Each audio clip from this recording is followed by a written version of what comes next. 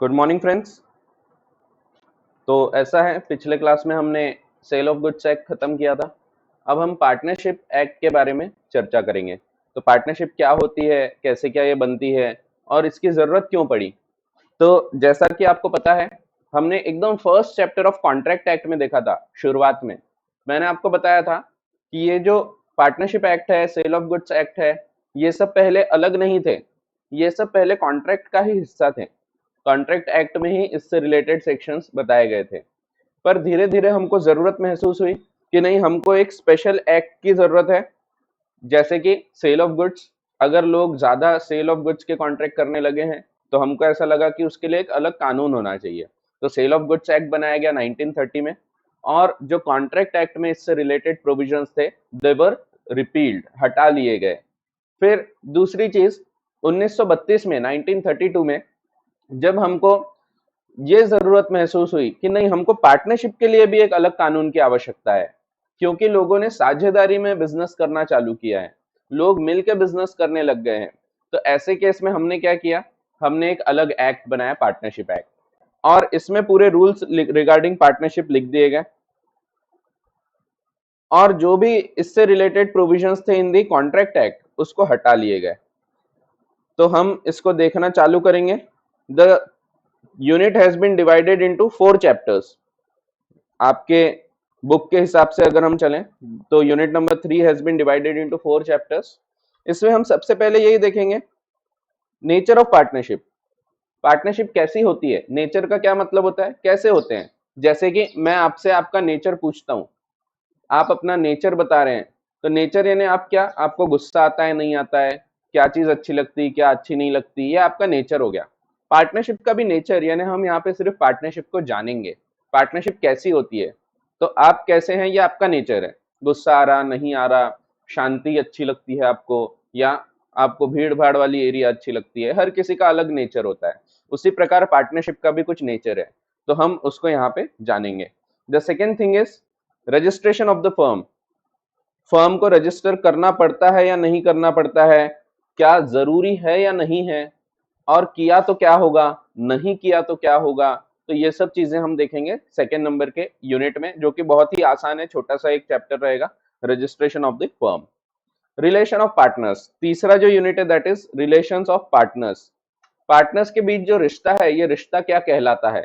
तो ये रिश्ता क्या है, इसमें क्या होना चाहिए, कैसे रिलेशंस होना चाहिए। Relations of partners among themselves, उनका आपस में क्या रिश्ता है। जैसे मैं हूं, कैटरीना है और दीपिका है, हम तीनों जन मिलके एक पार्टनरशिप चला रहे हैं। तो ऐसे केसेस में हमारा आपस में क्या रिलेशन है, तो ये हमको जानना है। क्या रिलेशंस है, क्या राइट्स है, क्या ड्यूटीज है, ये हम जानेंगे। इसके अलावा हम ये भी जानेंगे कि हमारा थर्ड पार्टीज के प्रति क्या रिलेशंस क्रिएट होते हैं। जैसे कि हमने कोई भी कॉन्ट्रैक्ट किए तो थर्ड पार्टी हम में से किससे क्लेम कर सकती है, कितना अधिकार किसको मिलता है, ये सब हमको जानना है in the third chapter. And आखिरी चैप्टर होगा reconstitution and dissolution of firm. Firm कैसे क्या डिसॉल्व होती है, डिसॉल्व करना या रिकॉन्स्टिट्यूट होती है। जैसे पार्टनर का आना जाना, हमने एक नए पार्टनर को अपॉइंट कर लिए, इलियाना को हमने जोड़ लिया, तो इलियाना नई पार्टनर आ गई, तो यहाँ पे हमारी फर्म में रिकॉन्स्टिट्यूशन हो गया। एक पार्टनर को हमने रिटायर कर दिया, कैटरीना को हमने रिटायर किया, वो चली गई, तो ऐसे केसेस में रिकॉन्स्टिट्यूशन में कवर होगा। डिसोल्यूशन यानी जब पूरी फर्म अलग अलग हो जाती है, that is called as dissolution. पूरी ही फर्म अलग हो गई, चारों लोग अपना अपना अलग काम करेंगे, that is called as dissolution. तो भाई जरूरत क्यों महसूस हुई हमको पार्टनरशिप की।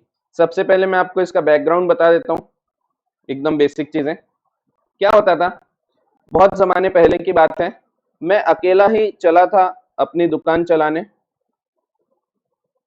एक दुकान चालू किया मैंने, दुकान थी एक पान शॉप।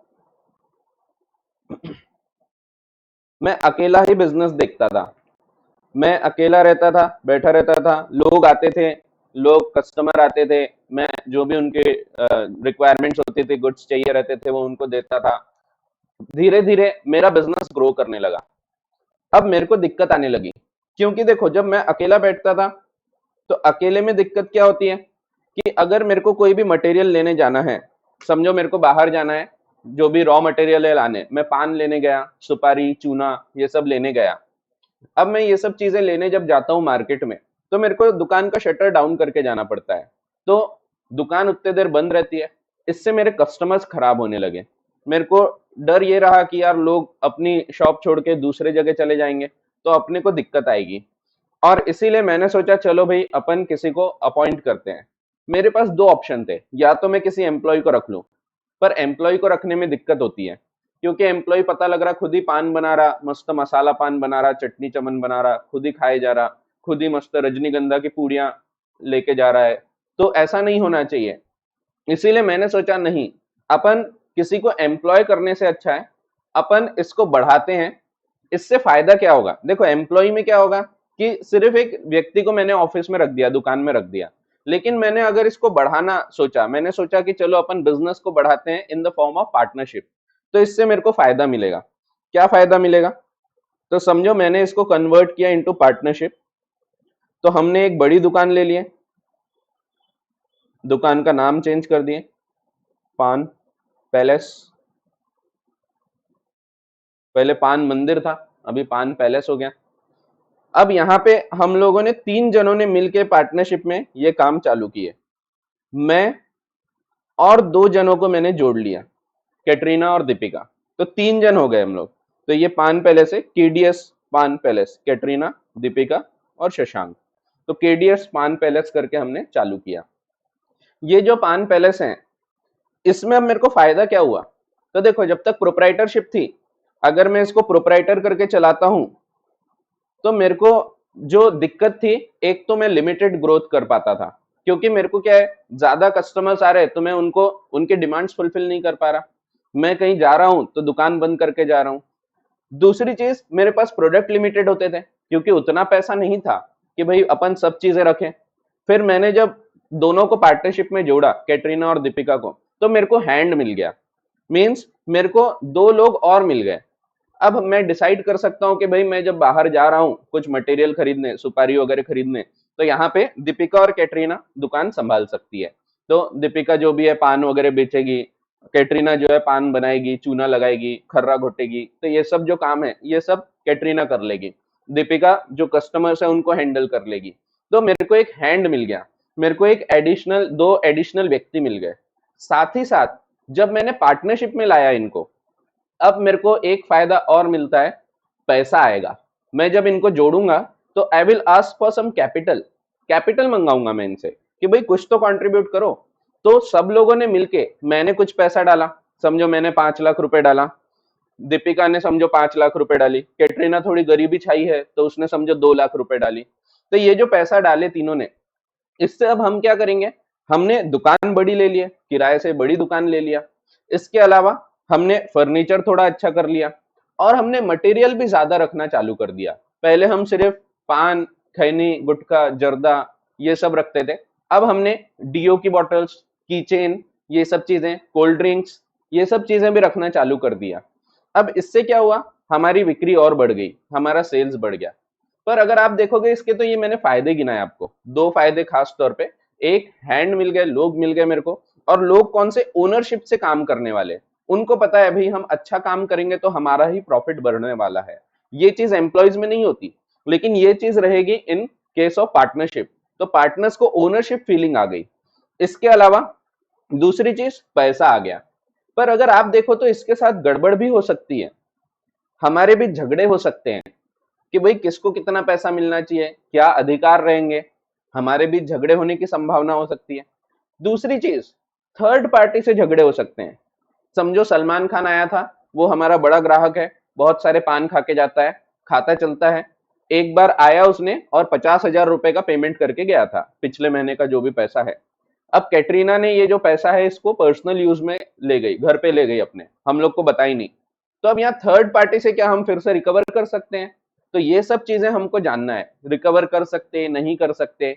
तो इसीलिए बनाया गया पार्टनरशिप एक्ट, क्योंकि अकेले काम कर रहे हैं तो प्रॉब्लम्स आने की थोड़ी संभावना कम होती है, पर अगर वहीं पे लोग बढ़ रहे हैं तो यहाँ पे दिक्कत आ सकती है, आपस में झगड़े होने की संभावना होती है। और उसी प्रकार से जो कस्टमर्स है, जो सप्लायर्स है, जो बाहर वाले हैं, द थर्ड पार्टीज, उनके साथ भी हमारी कुछ अनबन होने की संभावनाएं हो सकती है।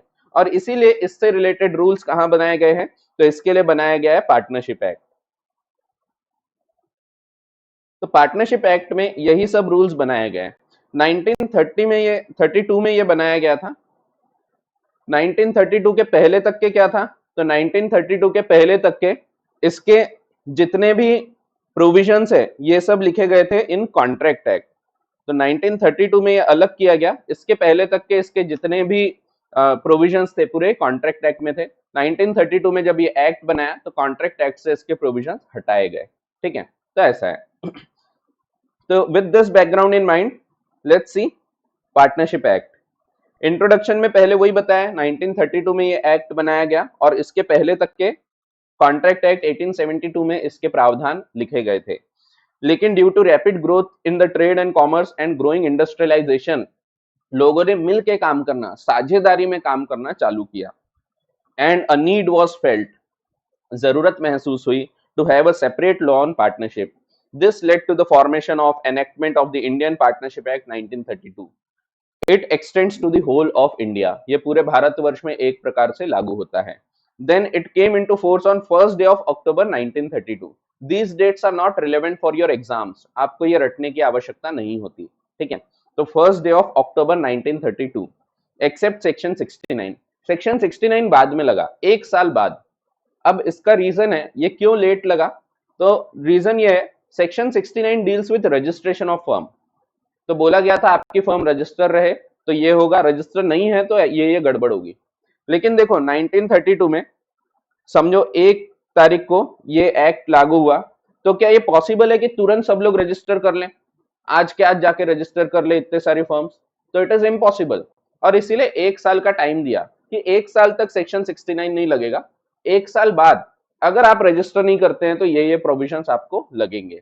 तो section 69 deals with the registration of firm, और वो 1 साल बाद लगाया गया बराबर, क्योंकि 1 साल का एक टाइम दिया गया था कि आप 1 साल के अंदर रजिस्टर करवा लो, ठीक है। तो ऐसा है। तो ये सेक्शन 69 ये हम आगे पढ़ेंगे जब हम चैप्टर नंबर 2 पढ़ेंगे। चैप्टर नंबर 1 में हमने ये नहीं देखना है। चैप्टर नंबर 1 में सिर्फ हम पार्टनरशिप क्या होती है, कब हम बोलेंगे पार्टनरशिप है कब नहीं है, ये सब चीजों से हम रिलेटेड बातें करेंगे, ठीक है। हाँ, भक्ति का बोलना है अजय देवगन बड़ा कस्टमर होना चाहिए, तो नहीं, अजय देवगन का भी मैं एग्जांपल देता हूँ अब आगे इस चैप्टर में। तो जुबा केसरी वाला जो है, तो वो हमारा कस्टमर नहीं है, ये हमारा ब्रांड एम्बेसडर है, ये हमको बेचने में मदद करता है। तो ये जुबा केसरी बोल के हमारा प्रमोशन करता है, ठीक है। तो वो हमारा कस्टमर नहीं है। कस्टमर कौन है?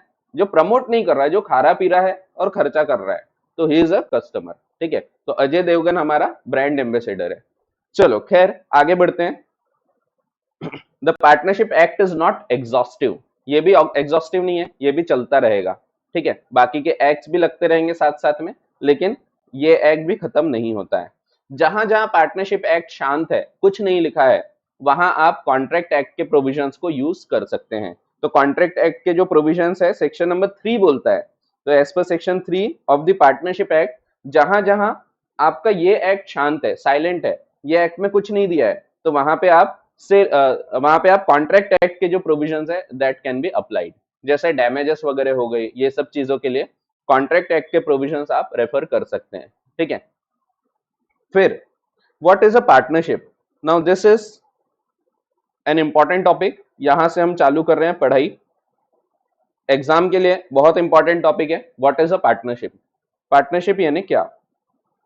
तो पार्टनरशिप क्या है? तो जैसा कि नाम है पार्टनर और शिप, तो जब पार्टनर के साथ आप शिप पे जाते हैं that is called as partnership. नहीं तो ऐसा नहीं होता। तो जैसे फ्रेंडशिप यानी क्या, फ्रेंड्स के साथ शिप में जाएंगे तो फ्रेंडशिप होंगी क्या? तो नहीं। तो पार्टनरशिप, पार्टनरशिप क्या है? ये एक रिश्ता है, रिलेशनशिप है। Partnership is a relationship. तो पार्टनरशिप जब भी वर्ड आएगा, it is only a relationship between 2 or more persons, जिसमें एक व्यक्ति दूसरे व्यक्ति के लिए एज एजेंट और एज प्रिंसिपल काम करता है। तो ये एक स्पेशल टाइप ऑफ एजेंसी है। वैसे पार्टनरशिप एक्ट आपको बाद में पढ़ाना चाहिए, कॉन्ट्रैक्ट एक्ट का एजेंसी पढ़ाने के बाद, बट आपके जो कोर्स में है उस हिसाब से हम चल रहे हैं। एजेंसी आपको इस साल नहीं है, एजेंसी कॉन्ट्रैक्ट्स आपको अगले साल है, ठीक है। तो हम फिर भी पार्टनरशिप समझेंगे। पार्टनरशिप में क्या है, तो सेक्शन नंबर 4 डिफाइन करता है यहाँ पे भी कि what is a partnership. Partnership is a relationship. तो पार्टनरशिप का मतलब ये नहीं है कि दुकान, कि वो दुकान पार्टनरशिप है, ऐसा नहीं। पार्टनरशिप रिलेशन है, जो पार्टनर्स के बीच का रिलेशन होता है, that is called as partnership. तो जैसे कि यहाँ पे हम तीनों ने मिलकर अगर बिजनेस चालू किए, कैटरीना है, दीपिका है, और मैं हूं, शशांक। तो हम तीनों ने मिलके जब बिजनेस चालू किया, तो व्हाट इज पार्टनरशिप? तो ये जो हम तीनों के बीच का ये जो रिलेशन है ना, ये रिलेशन को हम पार्टनरशिप बोलते हैं। तो हम तीनों के बीच का जो रिश्ता है, this is called as partnership.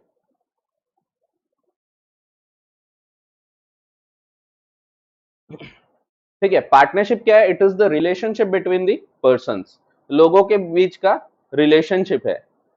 ठीक है, तो खैर आप शिप वगैरह की डेफिनेशन डाल रहे हैं, ठीक है, तो शिप से इसका कोई लेना देना नहीं है। पार्टनरशिप ध्यान दो, partnership is the relationship between two or more persons. तो ये रिलेशनशिप है, रिश्ता है, जैसे फ्रेंडशिप होता है। एग्जैक्टली exactly, जैसे फ्रेंडशिप होता है। फ्रेंडशिप में क्या होता है? Friendship is a relationship. Friendship यानी रिलेशनशिप है, आपका और आपके दोस्त के बीच का जो रिश्ता है उसको आप फ्रेंडशिप कहलाते हैं, और जो व्यक्ति है उसको हम फ्रेंड्स बोलते हैं। वैसे यहाँ है, ये जो लोगों के बीच का रिश्ता है, इसको हम रिलेशनशिप को हम क्या बोलते हैं? पार्टनरशिप। और ये जो लोग हैं, इनको हम क्या बोलते हैं? इनको हम बोलते हैं पार्टनर्स। तो ये पार्टनर्स है, और इनके बीच का जो रिलेशनशिप है, that is called as partnership. जैसे फ्रेंड्स है, फ्रेंड्स के बीच का जो रिलेशन है उसको हम बोलते हैं फ्रेंडशिप। उसी प्रकार से ये है पार्टनर्स के बीच का रिलेशन। तो partnership is not a business. सबसे पहली चीज, बिजनेस नहीं है। पार्टनरशिप का ये मतलब नहीं कि वो दुकान है तो वो दुकान पार्टनरशिप है, नहीं। Partnership is the relation between the partners. तो जो लोगों के बीच का रिश्ता है, that is called as partnership. ठीक है, तो यहाँ पे वही चीज बताइए, सेक्शन नंबर 4 अगर आप पढ़ते हैं तो क्या बोला है? Partnership is the relationship between two or more person. तो देखो, as per section 4 of the Indian partnership act, तो ये क्या बोलता है? लेज डाउन, चिप्स नीचे गिरी है नहीं, लेज डाउन बताता है that partnership is the relation between the person. Relation है, रिश्ता है। ठीक है, तो ये जो लोगों के बीच में रिश्ता है, ये रिश्ता क्या कहलाता है? तो ये रिश्ता ही पार्टनरशिप कहलाता है। ठीक है, तो जो लोग पार्टनर्स हैं उनके बीच का जो रिलेशनशिप है, that is called as partnership between the persons who have agreed to share the profits, who have agreed to share the profits, who have agreed to share the profits of a business carried on by all or any of them acting for all। तो ध्यान से सुनो, अब एकदम काम की बात पे मैं चर्चा कर रहा हूं। पार्टनरशिप क्या है? Partnership is the relation between the partners. Relation है जिसमें उन्होंने एग्री किया है, एग्रीमेंट के द्वारा ये बनता है। तो एग्रीमेंट के द्वारा ये उत्पन्न होता है, ये कभी भी अपने आप नहीं बनेगा। एग्रीड वर्ड्स क्या लिखे हैं, ध्यान से देखो। एग्रीड, जितने भी ग्रीन में वर्ड्स है, लेस डाउन छोड़ के, लेस डाउन हटा देता हूं मैं, हाँ बाकी ग्रीन के वर्ड्स देखो। इट इज अ रिलेशनशिप, पहली चीज। दूसरी चीज, जो कि एग्रीमेंट के द्वारा बनाया गया है, एग्रीड टू, एग्री किया है। हमेशा पार्टनरशिप एक कॉन्ट्रैक्ट के द्वारा अराइज होगा, it can not be arise automatically. आप अपने आप पार्टनरशिप बन गए ऐसा नहीं बोलोगे। पार्टनरशिप किसी ना किसी प्रकार का एग्रीमेंट के द्वारा उत्पन्न होगा, भले ही वो एग्रीमेंट एक्सप्रेस हो या इंप्लाइड हो, but there will be always an agreement. कुछ ना कुछ एग्रीमेंट रहेगा ही, it will always be based on an agreement, एक कॉन्ट्रैक्ट के बेस पे रहता है। ठीक है, जब तक एग्रीमेंट नहीं होगा there will be no partnership. ठीक है, तो पहली चीज, हु हैव एग्रीड। दूसरी चीज, to share the profits. Profits, profit के लिए आप कर रहे हैं, शेयरिंग ऑफ प्रॉफिट। ये एक और इंपॉर्टेंट चीज होती है कि मैं जो भी कमाऊंगा हमारी फर्म से, केडीएस पान पैलेस जो भी कमाएगी, इसमें हम तीनों का हिस्सा है। कैटरीना को भी पैसा मिलेगा, प्रॉफिट शेयर मिलेगा, दीपिका को भी प्रॉफिट शेयर मिलेगा, और शशांक को भी प्रॉफिट शेयर मिलेगा। तो प्रॉफिट का शेयरिंग ये हमने एग्री किया है। एग्रीमेंट, शेयरिंग ऑफ प्रॉफिट, तीसरी चीज बिजनेस, बिजनेस होना चाहिए। ये आप बिना बिजनेस के नहीं कर सकते। चैरिटी के लिए पार्टनरशिप नहीं होती। Partnership will always B for the purpose of business. Business करने को ही होगा, पैसा कमाने को ही होगा, क्योंकि आपको प्रॉफिट शेयर करना ही एम है और आप यहाँ पे पैसा कमाने को काम कर रहे हैं। It will always be a business. कभी भी विदाउट बिजनेस पार्टनरशिप नहीं होगी। पार्टनरशिप बोला है means there will always be a business carried on by all or any of them acting for all. अब ये जो आखिरी लाइन है इसको मैं सस्पेंस के लिए आपको छोड़ देता हूं। इसको हम देखेंगे एक एक करके जब हम इसको एनालाइज करेंगे। सेक्शन 4 को जब हम तोड़ेंगे, इससे जो 5 पॉइंट निकल के आएंगे उनके ऊपर से हम निकालेंगे कैरेक्टरिस्टिक्स या एसेंशियल एलिमेंट्स। तो हम बचपन से यही करते आए हैं। अगर आपने नोटिस किया होगा तो हमने हमेशा वर्ड्स को तोड़ा है और तोड़ तोड़ के उसको एनालाइज किया है। एक अच्छा व्यक्ति, एक अच्छा लॉ इंटरप्रीट करना है, अगर आपको सीखना है तो यही चीज आपको आना चाहिए। तोड़ो और एनालाइज करो। Interpretation skills. तो चैप्टर नंबर 1 से देखते आ रहे हैं आप कॉन्ट्रैक्ट एक्ट के। हमने सेक्शन 10 को तोड़ा था और पूरा उसका एनालिसिस किया था। व्हेन यहाँ पे all agreements are contracts if they are made by the free consent of the parties competent to contract for a lawful consideration with a lawful object and not hereby expressly declared to be void। इसको तोड़ तोड़ के analyse किया। जब हमने cell of goods act देखा उसमें भी चीजों को तोड़ा। Contract of sale is a contract where seller transfers or agrees to transfer the property in goods to the buyer for a price. सबको तोड़ा, ओनरशिप देखा, प्रॉपर्टी, गुड्स, सब तोड़ तोड़ के हमने एक एक चीज देखा। यहाँ पे भी हमारा वही काम है, हम यहाँ पे भी तोड़ना सीखेंगे। ठीक है, तो पार्टनरशिप क्या है? तो as per section number 4, partnership is the relation between the partners who have agreed to share the profits arising out of a business। जो भी कैरिड ऑन रहेगा, जो कि कैरिड ऑन रहेगा बाय एनी ऑफ देम और all of them acting for all. तो any और all of them acting for all. तो ये इसका क्या मतलब है ये मैं आगे बताऊंगा आपको। ठीक है, तो ये जब हम कैरेक्टरिस्टिक्स देखेंगे, अगर आप देखो तो कैरेक्टरिस्टिक में वही आएगा, association of 2 or more person, agreement होना चाहिए, बिजनेस होना चाहिए, sharing of profit and business carried on by all or any of them acting for all. तो ये पूरा जो सेक्शन 4 है इसको तोड़ के हम इसको एनालाइज करेंगे। पार्टनरशिप वर्सेस फर्म, झगड़ा हो रहा है पार्टनरशिप और फर्म का? नहीं, पार्टनरशिप वर्सेस फर्म यानी दोनों का फर्क बताया गया है। जैसा कि मैंने आपको बताया, पार्टनरशिप क्या है? पार्टनरशिप एक रिलेशनशिप है। लेकिन जब हम बात करते हैं रिलेशनशिप की, तो क्या आपको रिलेशनशिप दिखती है? क्या आपको रिलेशन दिखता है कभी? कोई भी रिलेशन, कोई भी रिश्ता क्या आप देख सकते हैं? क्या आप उसको छू सकते हैं? Answer is no, it is intangible. आप सिर्फ महसूस कर सकते हैं। जैसे दोस्ती है, क्या आपको दोस्ती दिखती है? तो नहीं, आपको दोस्त दिखता है, फ्रेंड दिखता है। वैसे यहाँ पार्टनर दिखेंगे पर पार्टनरशिप दिखेगी क्या? The answer is no, it is a relationship. और रिलेशनशिप तो इनटेंजिबल है, ये एब्स्ट्रैक्ट है, निराकार है, इसका कोई आकार नहीं होता। तो ये एक एब्स्ट्रैक्ट रिलेशनशिप है जो कोई देखी नहीं जा सकती, जो टच नहीं की जा सकती, ये सिर्फ महसूस की जा सकती है।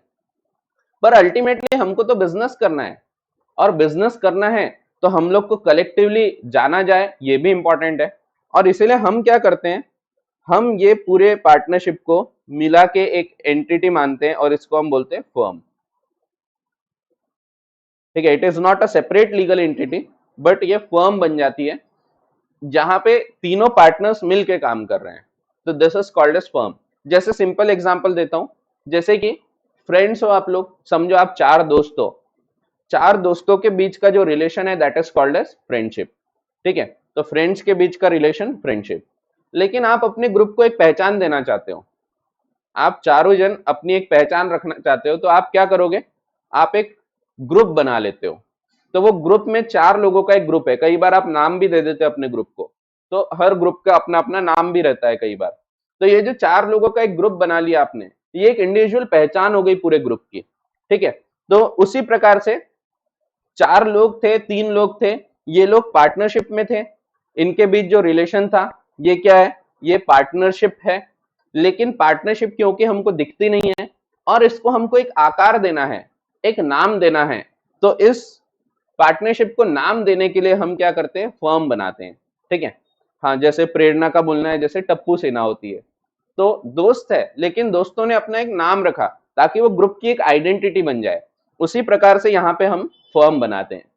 इंडिविजुअली हम लोग पार्टनर्स है लेकिन फर्म का हम अलग से नाम देंगे, जैसे केडीएस एंड कंपनी। तो केडीएस एंड कंपनी ये क्या है, ये एक फर्म हो गई, ठीक है। जैसे ही हमने ये फर्म बना लिया, इसका मतलब है एक आकार आ गया, एक कुछ तो भी आइडेंटिटी आ गई, तो ये आइडेंटिटी देने का काम करती है फर्म, ठीक है। तो this is the difference between partnership and firm. Partnership जो है ये रिलेशनशिप है between the two or more persons, लेकिन फर्म जो है ये उस रिलेशनशिप की एक अलग पहचान है। तो यही चीज आपको आगे बताई गई है। तो कलेक्टिवली जब हम देखते हैं सबको, तो that is called as a firm. Collectively जब आप सबको देखते हैं तो उसको हम बोलते हैं ग्रुप, ठीक है। तो persons who have entered into partnership with one another are called individually partners and collectively firm. तो it is nothing but the collective entity, collectively तीनों को मिला के हमारी फर्म बन गई, ठीक है। चार दोस्तों को मिला के उनका ग्रुप बन गया, उसी प्रकार से तीनों को मिला के एक फर्म बन गई, ठीक है। The name under which their business is carried on is called the firm name. तो जो केडीएस एंड कंपनी है that is called as firm name, ठीक है। फर्म बनाने की जरूरत क्यों थी, क्योंकि पार्टनरशिप जो है ये दिखती नहीं है और इसीलिए एक पहचान देना जरूरी है अगर आप कोई बिजनेस कर रहे हैं तो, और इसीलिए फर्म बनाई गई, ठीक है। वही अगले पॉइंट में बताया, partner a firm is a collective name of partners. Collective name है, ध्यान रखो, it is not a separate entity. Firm यानी क्या है, फर्म यानी हम तीनों को मिला के एक फर्म बनी है। Firm is not something other than the partners, partners के अलावा कुछ नहीं है। It is the collective entity of partners, यानी जब सबको साथ में हम देखते हैं तो that is called as firm, ठीक है। It is not separate entity, ऐसा नहीं कि फर्म एक अलग व्यक्ति बन गई, तो फर्म एक अलग व्यक्ति नहीं है, आर्टिफिशियल कोई पर्सन नहीं है।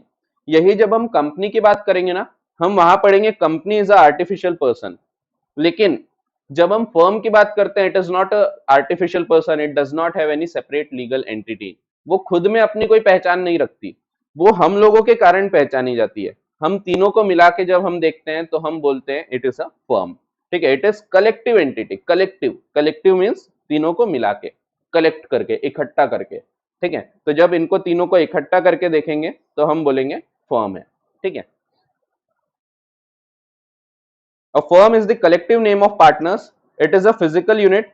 तो उसको एक आकार मिल गया, जैसे ही फर्म दे दिया तो it becomes a physical unit. It is concrete, concrete यानी एक ठोस है, एक समथिंग डेफिनेट, कुछ तो भी चीज हो गई, बन गई, एक आइडेंटिटी आ गई। While a partnership is merely an abstract, abstract यानी निराकार, जिसका कोई आकार नहीं होता, ठीक है। जैसे आप बोलते हैं भगवान जो है एब्स्ट्रैक्ट है, एब्स्ट्रैक्ट यानी आकार नहीं है, उनको मूर्ति में हम ढालते हैं, क्यों डालते हैं मूर्ति में, क्योंकि एक पहचान देना है, इसीलिए हम मूर्ति बनाते हैं, बट अल्टीमेटली भगवान जो है निराकार है। वैसे ही यहाँ पे abstract, it does not have any form, abstract है, वो निराकार है, निर्गुण है, तो उसका कोई आकार नहीं होता। लेकिन उसको आकार देने के लिए, उसको साकार रूप में लाने के लिए आप क्या करते हैं, आप फर्म का निर्माण करते हैं। जैसे भगवान निराकार है, आप उनको एक साकार रूप देने के लिए मूर्ति का निर्माण करते हैं।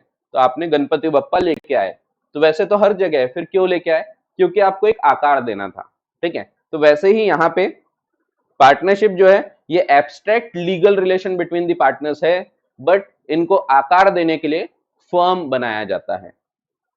Partnership is an invisible tie, तो ये एक इनविजिबल टाई है, ठीक है। टाई यानी वो टाई नहीं, टाई यानी बंधन, तो एक इनविजिबल बंधन है विच बाइंड्स द पार्टनर्स टुगेदर, जो पार्टनर्स को साथ में बांधे रखता है। जैसा मैंने आपको बताया, तो आपको दिख रहा है कि हम लोग यहाँ बंधे हुए हैं, किस चीज के कारण, इस बंधन के कारण।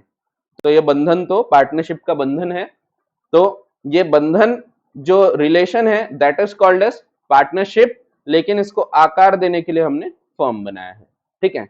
तो ये जो टाई है this is called as partnership, तीनों के बीच का जो रिश्ता है इसको ही हम पार्टनरशिप बोलते हैं। तो वही दिया है, partnership is an invisible tie which binds the partners together and firm is the visible form. of those partners who are thus bound together. Legal status of a firm, ध्यान रखो, a firm is not a legal entity. Firm एक अलग entity नहीं बन जाती, ठीक है, एक सेपरेट लीगल एंटिटी नहीं बन जाती. It is only the collective name of partners. Collectively जब पार्टनर्स को देख रहे हैं तो वहां पे हम फर्म बोलते हैं. यही चीज हम और डिटेल में अभी जाएंगे, अभी एकदम बेसिक चर्चा कर रहे हैं, धीरे धीरे हम आगे बढ़ेंगे तो आपके ये पूरे जो डाउट्स है छोटे मोटे कुछ आ रहे होंगे आपके मन में वो पूरे क्लियर हो जाएंगे. ठीक है, तो it is merely a collective name of the individuals. तो कलेक्टिव नेम इकट्ठा कर लिया और बोला ये फर्म है. ठीक है, दोस्तों को इकट्ठा कर लिया, बोला ये ग्रुप है. ठीक है, तो it is merely a collective name of the individuals who have entered into partnership. It does not have a separate legal entity. तो फिर वही बोला है, it does not have a separate legal entity distinct from its partners. ठीक है, who compose it. As a firm is not a legal entity, there cannot be partnership of firms. There cannot be partnership of firms. तो एक firm की दूसरे firm के साथ partnership नहीं हो सकती. ठीक है, ध्यान रखो, एक फर्म की दूसरे फर्म के साथ पार्टनरशिप नहीं हो सकती. तो ऐसा है. Now what are the essential elements of a partnership? Partnership में क्या क्या जरूरी चीजें होना चाहिए, क्या क्या चीजें रहेगी, क्या क्या एलिमेंट्स रहेंगे तो हम बोलेंगे पार्टनरशिप है. तो ये जो हम एलिमेंट्स पढ़ रहे हैं, ध्यान रखो, ये आइदर और नहीं है, ये सब चीजें होगी तभी हम बोलेंगे ये एक पार्टनरशिप फर्म है, एक पार्टनरशिप है. सब चीजों का होना अनिवार्य है. इनमें से एक भी चीज अगर नहीं होगी तो it is not a partnership. तो पार्टनरशिप में इन 5 चीजों की आवश्यकता होती है, ये 5 चीजें इसमें होना चाहिए. कौन कौन सी 5 चीजें? तो ये 5 चीजें निकल के आती हैं जो हमने ऊपर पढ़ा सेक्शन नंबर 4 वहीं से.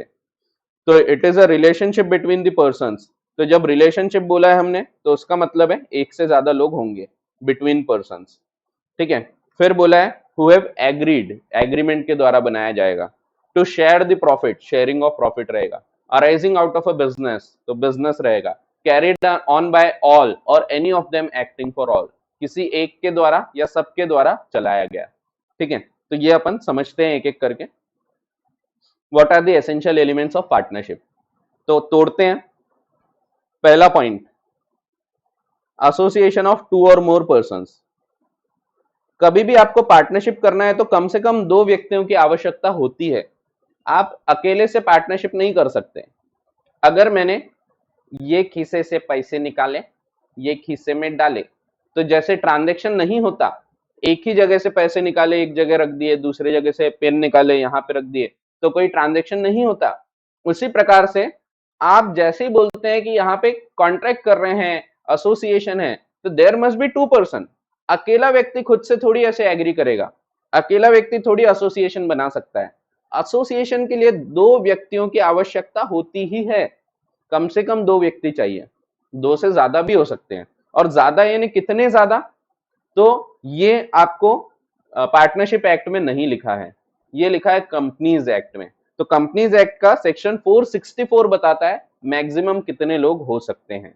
ठीक है, मैक्सिमम 50 लोग हो सकते हैं. ठीक है, तो मिनिमम 2 पर्सन्स. तो association of minimum 2 person, minimum 2 लोग रहेंगे. और मैक्सिमम कितने हो सकते हैं? 50 लोग. ठीक है, मिनिमम 2 एंड मैक्सिमम 50. तो इतने लोगों की मैक्सिमम हो सकती है पार्टनरशिप. ध्यान रखो, फिर एक बार बता रहा हूं, मैक्सिमम नंबर ये पार्टनरशिप एक्ट में नहीं बताया, ये कहां बताया? कंपनीज एक्ट में, सेक्शन 464. इस साल आपको ये मैं नहीं बताऊंगा, सेक्शन 464 मैं अगले साल आपको समझाऊंगा. बड़ा ही इंटरेस्टिंग सेक्शन है, उसको उससे समझना सीखेंगे हम कि कानून कैसे पढ़ा जाता है. तो उसमें आपको मैं पूरा actual wordings of the act लेके आपको अगले साल बताऊंगा. इस साल मैं आपको वो सेक्शन का एनालिसिस नहीं बताऊंगा, सिर्फ आपको ये बता दे रहा हूं कि 50 लोगों की मैक्सिमम संख्या है, उससे ऊपर नहीं होना चाहिए लोग. ठीक है, उसके ऊपर होंगे तो क्या होगा क्या नहीं होगा तो वो हम अगले साल देखेंगे. ठीक है, अभी सिर्फ ये जान लो कि 50 के ऊपर संख्या नहीं होनी चाहिए. मैक्सिमम 50 के ऊपर हो गया तो उसका रूल्स चेंज हो जाते, it does not become partnership, it does not remain a partnership, वो पार्टनरशिप नहीं रह जाती फिर, ठीक है, it becomes an illegal association. चलो आगे बढ़ते हैं। There must be at least 2 persons, कम से कम 2 व्यक्ति होना चाहिए, to form a partnership as far as the maximum number of partners in a firm is concern. तो जहां तक मैक्सिमम लोगों की बात है, the partnership act is silent, partnership act शांत है इसमें। However, Section 464 of the Companies Act 2013 lays down that where the firm is carrying on any business, the number of partners should not exceed 50. तो number of partner should not exceed 50, maximum कितने होंगे 50, 50 के ऊपर नहीं होना, 50 चलता है, ठीक है, 2 से 50 तक, एक नहीं होना, एक में पार्टनरशिप नहीं हो सकती, there must be at least 2 persons, maximum 50, 50 के ऊपर नहीं होना चाहिए, 50 के ऊपर हो गए तो इलीगल एसोसिएशन कहलाता है। It can be increase up to 100, तो अगर गवर्नमेंट चाहे तो इसको 100 तक के इंक्रीज कर सकती है, फिलहाल लिमिट 50 की है, ठीक है, तो आप ये जो ब्रैकेट में लिखा है इसको फिलहाल इग्नोर कर सकते हैं, अगर आपको कंफ्यूजन हो तो आप इसको सीधा सीधा काट सकते हैं, ये ध्यान रखने की बिल्कुल भी आवश्यकता नहीं है, ठीक है, तो 50 की फिलहाल लिमिट है, ठीक है, तो 50 से ऊपर नहीं होना चाहिए, 100 इग्नोर करो आप। If the number of maximum partners exceeds this limit, 50 के ऊपर हो गया, the partnership becomes an illegal association, तो ये इलीगल एसोसिएशन कहलाता है, ठीक है। What is an illegal association, इस पे क्या रूल्स लगेंगे, क्या पेनल्टीज लगेगी, ये सब आपको अगले साल कंपनीज एक्ट में मैं बताऊंगा, तो अभी मैं फिलहाल इसके बारे में नहीं बताऊंगा। इस साल भी आपको कंपनीज एक्ट है, but section 464 is not in your syllabus. आपको इस साल कंपनीज एक्ट के गिनती के 10 सेक्शन है, तो सेक्शन नंबर 1 से लेके सेक्शन नंबर 10A तक है आपको सिर्फ कंपनीज एक्ट में, और एक दो इधर उधर थोड़े बहुत सेक्शन से, सेक्शन नंबर 44 वगैरह, तो वो छोटे मोटे सेक्शंस आपको रहेंगे, ठीक है, तो इस बार आपको ज्यादा कंपनीज एक्ट नहीं पढ़ना है, तो ये खैर कंपनीज एक्ट को हम अभी अलग रखते हैं, एक बार पार्टनरशिप एक्ट अपना कंप्लीट होगा, इसके बाद हम कंपनीज एक्ट पे जंप करेंगे, कंपनीज एक्ट होने के बाद फिर हम LLP एक्ट देखेंगे, LLP आखिर में देखेंगे अपन, वो 1 दिन का एक्ट है, 1-2 दिन, ज्यादा से ज्यादा 2 दिन का, तो 2 दिन में वो कंप्लीट हो जाएगा, एक बार आपने पार्टनरशिप और ये देख लिया है तो कंपनीज एक्ट, ठीक है, तो ऐसा है। तो पहला पॉइंट क्या है, there must be an association of 2 or more persons, अकेले के साथ कॉन्ट्रैक्ट नहीं होता, पार्टनरशिप नहीं होती, और वैसे ही 50 से ज्यादा नहीं होना चाहिए। 50 की लिमिट कहां दी गई है, ध्यान रखो, एग्जाम में पूछ सकते हैं आपको कि 50 की लिमिट पार्टनरशिप एक्ट में दी गई है, तो आपको लिखना है नो, इट इज इनकरेक्ट, 50 की लिमिट कहां दी गई है, कंपनीज एक्ट में, ठीक है, partnership act is silent on maximum number of partners, partnership act में कुछ नहीं लिखा है, ठीक है, तो ऐसा है।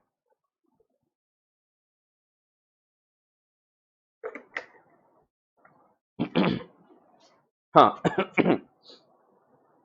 the next point is agreement, there should be a contract, without any contract there cannot be a partnership।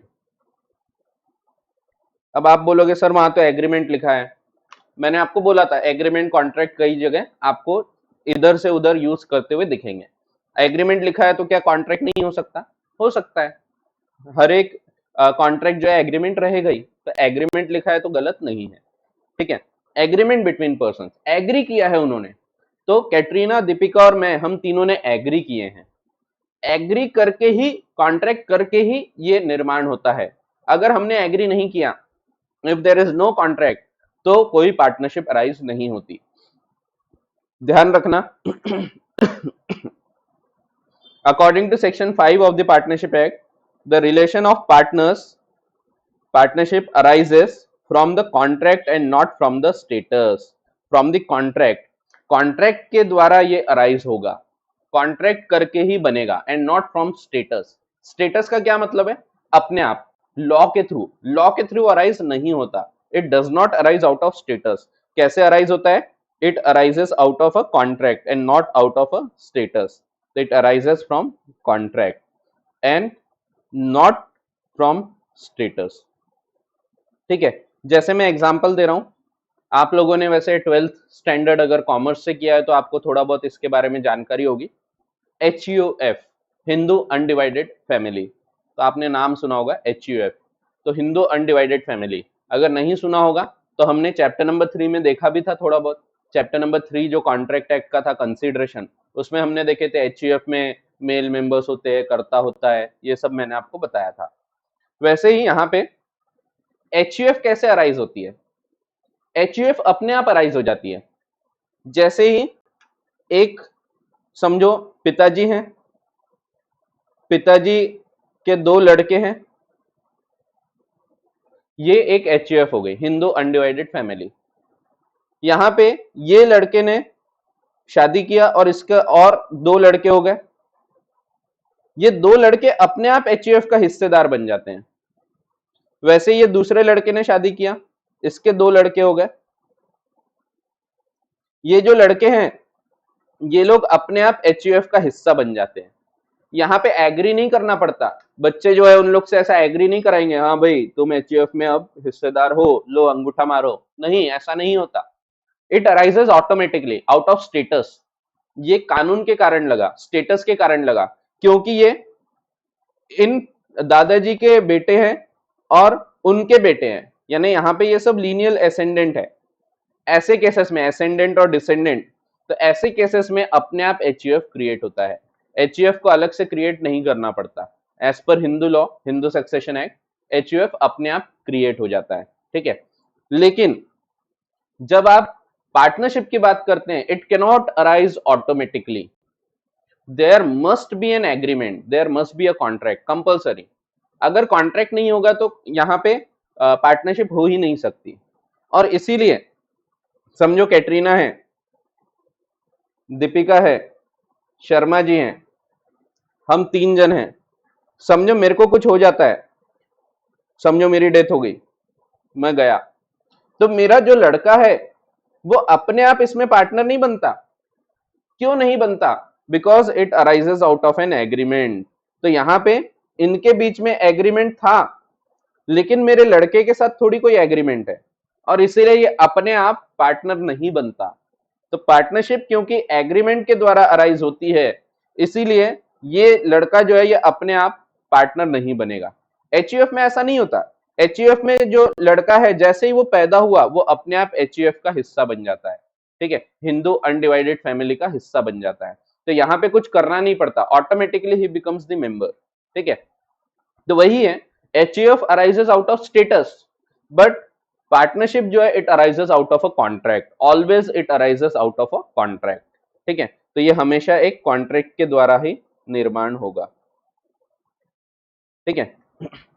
दस the members of Hindu joint family, तो जॉइंट हिंदू फैमिली जो है, हिंदू अनडिवाइडेड फैमिली जो है, carrying on a business or the co-owners of a business are not partners because HUF and co-ownership are created by operation of law and not by contract.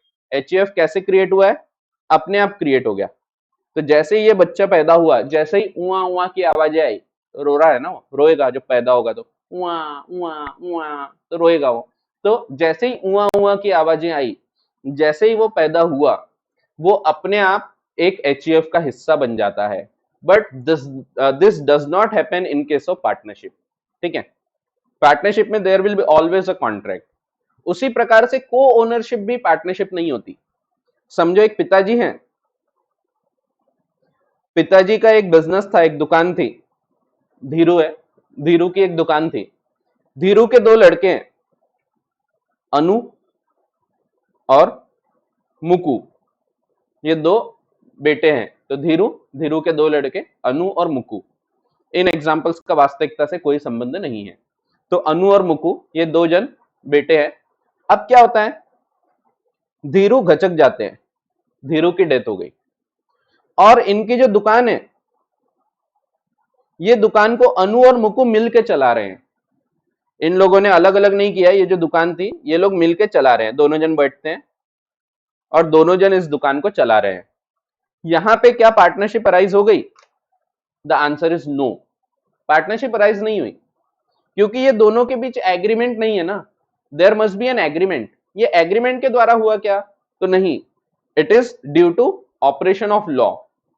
कानून लागू हो गया और जैसे ही धीरू गचके, तो उनके जो 2 लड़के थे दोनों के नाम से बिजनेस आया, तो ये भले ही धंधा मिलके कर रहे हैं, पर ये पार्टनरशिप नहीं है, दोनों जन एक जगह बैठ रहे हैं। It is called as co ownership, it is not termed as partnership. क्यों नहीं है ये पार्टनरशिप, ये जस्ट आगे आपको पता लगेगा। अगर हो भी सकती है यहाँ पार्टनरशिप, अगर उनके बीच किसी प्रकार का एग्रीमेंट होगा तो। Agreement can be express or even implied, implied भी हो सकता है, but there must be an agreement. ठीक है, तो ये एग्रीमेंट क्या होता है, कैसा होता है, आगे अभी और समझेगा जब हमारा 5th पॉइंट पढ़ेंगे हम। तो ध्यान रखो, इसको हम को ओनरशिप बोलते हैं। वैसे ही समझो, मैंने और मेरी एक फ्रेंड है इलियाना, हम दोनों ने मिलके एक प्रॉपर्टी खरीदे, एक बिल्डिंग खरीदे, एक फ्लैट खरीदे। अब हम लोग को जरूरत नहीं है उस फ्लैट की, मैं अपने घर में रहता हूँ, वो अपने घर में रहती है, सबके पास अच्छी अच्छी प्रॉपर्टीज है। अब वो जो फ्लैट था हम दोनों ने मिलके खरीदा है, हमने सोचा यार खाली पड़ा है, इसको किराए से दे देते हैं। हमने वो फ्लैट को किराए से दे दिया। अब अगर हमने किराए से दे दिया है तो रेंट आएगा, रेंट हम दोनों बांटेंगे, बट ये भी पार्टनरशिप नहीं है, क्योंकि यहाँ पे हमने ऐसा कोई एग्रीमेंट के द्वारा ये सब चीजें अराइज नहीं किए थे, ये को ओनरशिप है। हमने बस नॉर्मल सोचा चलो इसको किराए पे चढ़ा देते। अब किराया आ रहा है तो मैंने आधा उसको दे दिया, आधा मैंने रख लिया। It is not a partnership, it is only a co ownership. ये पार्टनरशिप क्यों नहीं है, ये और आगे हम अभी और क्लैरिफाई करेंगे। ठीक है, आपको लग रहा होगा सर वैसे ही तो है, तो नहीं, यहाँ पे एक चीज फर्क है। अगला पॉइंट अगर आप पढ़ते हैं तो आपको समझ जाएगा। There is no business, business होना चाहिए, ये बिजनेस थोड़ी है हमारा। हम लोगों ने मिलकर प्रॉपर्टी खरीदे और किराए पे चढ़ा दिए, यहाँ बिजनेस भी नहीं है, ये हमारा काम थोड़ी है। हम लोग ये बिजनेस नहीं करते, कोई रेगुलर एक्टिविटी नहीं है, वो तो खाली पड़ी थी इसीलिए हमने किराए पे चढ़ा दिया। तो नेक्स्ट पॉइंट में ये भी चीज क्लियर होती है। तो पहले एग्रीमेंट पढ़ते हैं हम। Agreement, thus members of HUF carrying on business or the co-owners of business are not partners because HUF or co-ownership is created by operation of law and not by contract। तो ये contract के द्वारा arise नहीं हुआ है। The agreement of partnership में be expressed और implied, दोनों हो सकता है, बोल के या लिख के किया गया या इवन इम्प्लाइड। तो there can be implied partnership as well. ठीक है, नेक्स्ट पॉइंट बिजनेस। तो जो मैंने ये अभी एग्जांपल दिया मेरा और इलियाना का, हमने मिलके एक फ्लैट खरीदा, वो फ्लैट हमने किराए से चढ़ा दिया, this is not our business, वो तो खाली पड़ा था इसीलिए हमने किराए से चढ़ा दिया। तो ऐसे केसेस में there is no partnership. Again there should be a business. ठीक है, कुछ ना कुछ बिजनेस होना चाहिए। तो business is again an essential point in case of partnership. ये हम पढ़ क्या रहे हैं, कुछ नया नहीं पढ़ रहे, हम पढ़ रहे हैं section 4।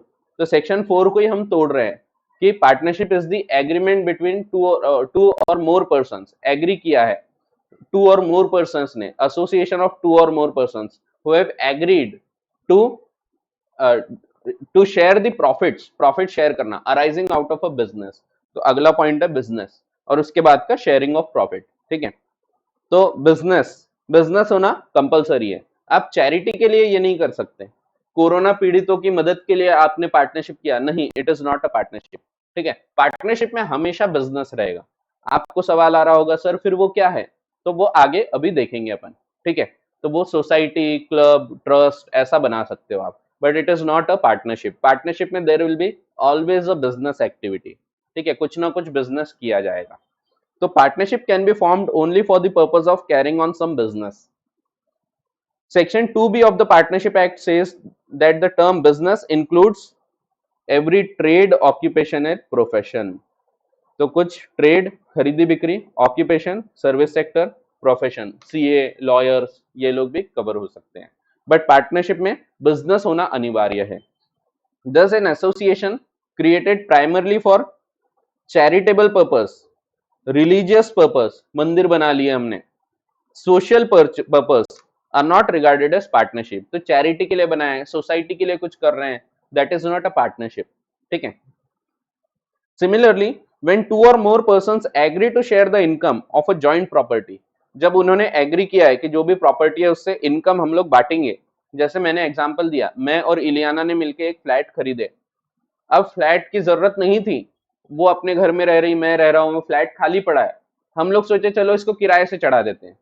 This is not our business, वो तो खाली था तो हमने किराए पे दे दिया, साल भर के लिए कम से कम रेंट आना चालू हो जाएगा, तो हमने उसको किराए पे दे दिया। अब यहाँ पे हमको किराया आ रहा है, वो हम लोग बांट भी रहे हैं, but it is not a partnership because there is no business. There must be a business. अगर बिजनेस है तभी पार्टनरशिप होगी, अगर बिजनेस नहीं है तो पार्टनरशिप यहाँ पे नहीं क्रिएट होती। ठीक है, तो वही है। तो इट इज ओनली को ownership, it is not a partnership. The next point is sharing of profit. Sharing of profit हमेशा होना चाहिए यहाँ पे। अगर शेयरिंग ऑफ प्रॉफिट नहीं है तो again it is not a partnership. ठीक है, तो sharing of profit is again an essential element. अगर शेयरिंग ऑफ प्रॉफिट है तो आप बोल सकते हैं हाँ यहाँ पे पार्टनरशिप हो सकती है, but again it is not a conclusive evidence, it is not a conclusive test, ये फाइनल नहीं है। अगर शेयरिंग ऑफ प्रॉफिट है तो ऐसा नहीं कि यहाँ पार्टनरशिप होगी ही, पार्टनरशिप हो सकती है, संभावना है, चांस है कि हो सकता है पार्टनरशिप हो। क्यों? क्योंकि यहाँ पे शेयरिंग ऑफ प्रॉफिट है, but it is not the final evidence, it is not the conclusive evidence, conclusive test नहीं है। तो फाइनल नहीं है कि पार्टनरशिप है ही, अगर तुम प्रॉफिट शेयर कर रहे हो तो पार्टनरशिप है नहीं। कई बार आपको दिखेगा there is a sharing of profit but there is no partnership. जैसे मैंने ये एग्जांपल दिया आपको, धीरू के घचक जाने के बाद अनु और मुकु दोनों मिलके बिजनेस चला रहे हैं, जो भी इनकम आती है बांटते हैं, शेयरिंग ऑफ प्रॉफिट है, but there is no partnership, it is a co ownership. इलू और मैं, हम दोनों ने मिलके एक प्रॉपर्टी खरीदे, फ्लैट खरीदे, और हमने उसको किराए पे चढ़ाया। जो पैसा आ रहा है वो हम दोनों बांट भी रहे हैं, हम दोनों आधा आधा रख देते, मैं इलियाना को आधा दे देता, आधा मैं रख लेता। तो ऐसे केसेस में भी there is a sharing of profit but there is no partnership. तो क्या होना चाहिए फिर पार्टनरशिप में, खास चीज क्या होना चाहिए? तो आइए देखते हैं। पहले ये ध्यान दो, ये पढ़ लेते एक बार। The division of profit is an essential condition of the existence of a partnership. The sharing of profit is only a prima facie evidence. Prima facie यानी आप on the face of it देख के बोल सकते हैं अच्छा profit share हो रहा, क्या पार्टनरशिप हो सकता है, but it is not the conclusive test, it is not the final evidence. ऐसा नहीं है कि अगर यहाँ पे शेयरिंग ऑफ प्रॉफिट है तो यहाँ पार्टनरशिप है ही, it is not necessary, it is only a prima facie evidence. यानी आप देख के बोल सकते हैं क्योंकि यहाँ शेयरिंग ऑफ प्रॉफिट है तो there may be a partnership, तो ये आप बोल सकते हैं, but it is not conclusive, it is not final. तो हो सकता है यहाँ पार्टनरशिप रहे, but it is not final कि पार्टनरशिप होगा ही, पार्टनरशिप हो सकता है। ठीक है, तो देखते हैं। तो it is a prima facie evidence of existence of partnership and is not the conclusive test of it. Conclusive test नहीं है, फाइनल टेस्ट नहीं है। Then what is the final test? कब हम बोलेंगे फिर पार्टनरशिप है? सब चीजें होना चाहिए, आखिरी पॉइंट भी होना चाहिए। आखिरी पॉइंट जो मैंने अभी तक नहीं समझाया, बहुत ध्यान से सुनो। Business carried on by all or any of them acting for all. Business carried on by all or any of them acting for all. Business carried on by all or any of them acting for all. Acting for all. Acting for all. Mutual agency. It is the true test of partnership. Mutual agency. Mutual आपस में. Mutual का क्या मतलब होता है? आपस में. वो आपके भी फ्रेंड लिस्ट में दिखता है, वो मेरे भी फ्रेंड लिस्ट में दिखता है, he is a mutual friend. Mutual का मतलब होता है आपस में। म्यूचुअल एजेंसी होना चाहिए। मतलब क्या है इसका? तो म्यूचुअल एजेंसी का मतलब है कैटरीना अगर कोई कार्य करती है तो उसके लिए दीपिका और शशांक ये दोनों अगर बाइंड हो जाते हैं, ये दोनों अगर उससे बाध्य हो जाते हैं, then it is called as agency. क्योंकि Katrina becomes our agent. Katrina कुछ कार्य करके, कोई थर्ड पार्टी से कोई ट्रांजैक्शन करके हम लोगों को बाइंड कर सकती है। तो समझो यहाँ पे थर्ड पर्सन है, थर्ड पर्सन ने समझो कॉन्ट्रैक्ट किया from Katrina on behalf of firm, तो ये चीज के लिए हम दोनों भी जिम्मेदार है।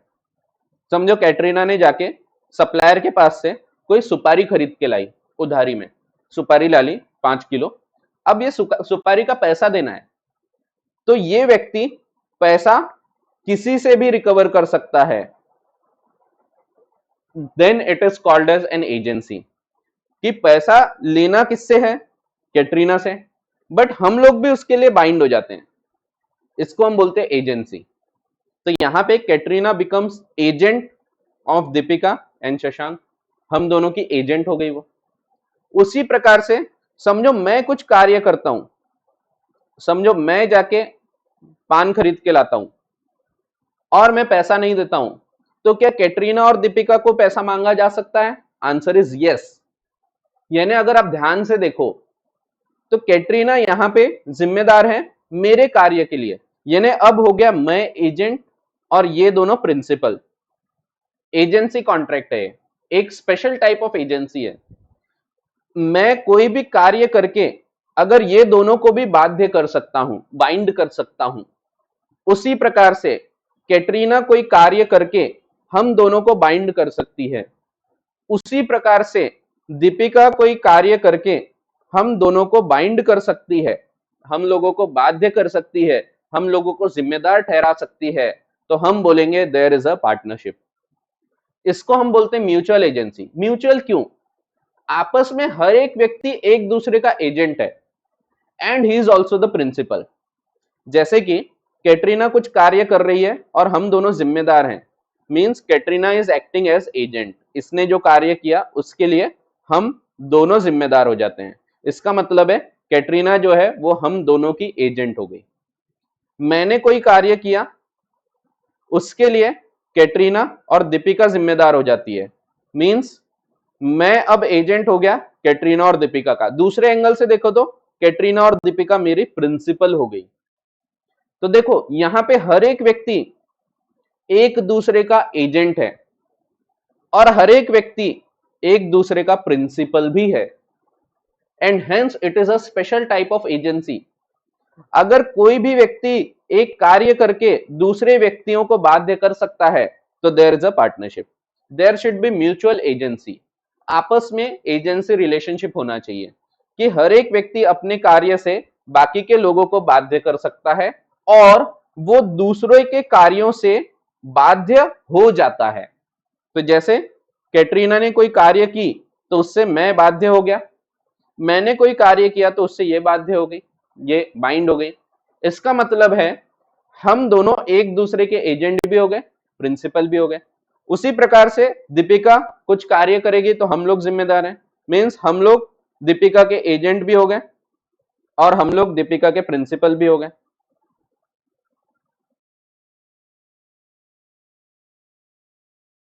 ठीक है, हाँ, तो ऐसा है।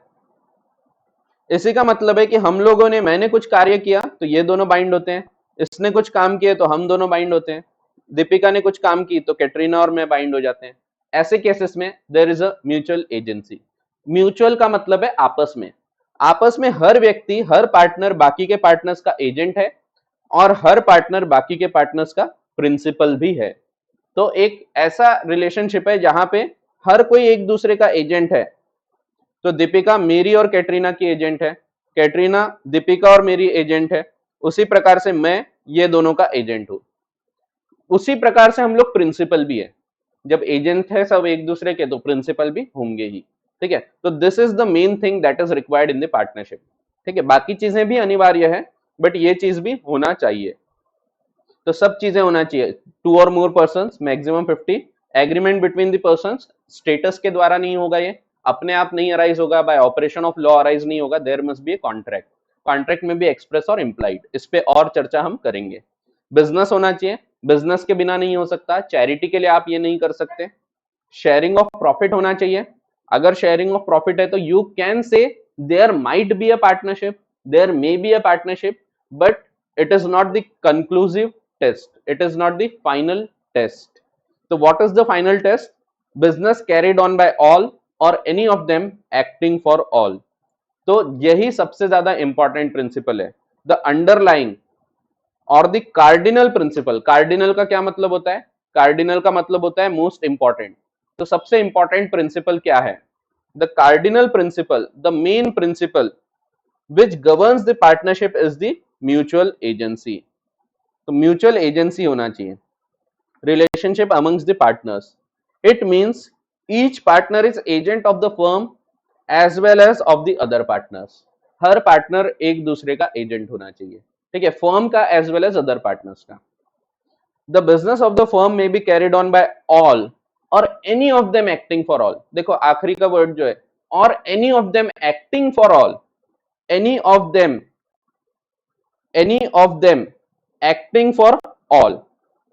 तो कैटरीना अगर एक्ट कर रही है तो any of them acting for all, तो वो हम सबको, पूरी फर्म को बाइंड कर सकती है। मैं अगर एक्ट कर रहा हूं, any of them acting for all, सबके लिए मैं एक्ट कर रहा हूं, ठीक है। तो this is the mutual agency, any of them acting for all, तो दूसरों के बिहाफ पे एक्ट कर रहे हैं हम। तो देखो दिया है, it means that each partner is the agent of firm as well as other partners. The business of the firm may be carried on by all the partners or by any of them acting for all. Thus, a partner is both an agent and a principal of the other partners. ठीक है, तो ऐसा है। He can bind the other partners by his acts and is also bound by the acts of the other partners. The law of partnership is regarded as an extension of general law of agency. So it is a special type of agency contract. ठीक है, तो एक agency के आगे की बात है, extension of general law of agency. यहां तक कोई डाउट? अब अगर डाउट होंगे तो आप पूछ लो, कोई डाउट? अगर डाउट नहीं होगा तो फिर से अभी एक 10 मिनट का अपन ब्रेक लेंगे।